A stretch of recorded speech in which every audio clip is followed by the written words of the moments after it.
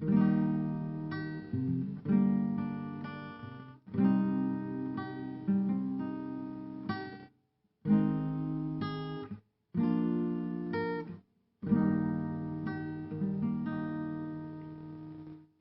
ที่บอกหากอายนั้นไปอยู่ไสเจ้านี้ไปนำคนใหม่คือสร้างเหตุใดแต่นอเจ้าไปอยู่ไสขึ้นมาหาอายศาลาใจอายนี่นายังมีแต่เจ้าอยู่เด้อ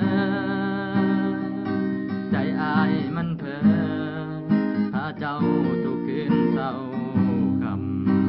ำเจ้าสั่งใจดำคือเฮ็ดกันคักแท้น้อทิ่มอายลงคอบ่รู้ตนอายแด่บ่นาบ่จำสัญญาบอกกับอายว่าฮักอายอีหลีแม่น้องคน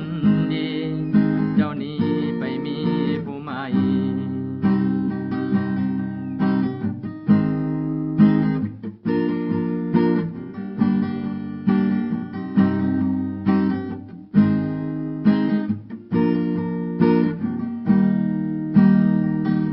เจ้าไปอยู่ไสขึ้นมาหาอายศาลาใจอายนี่นา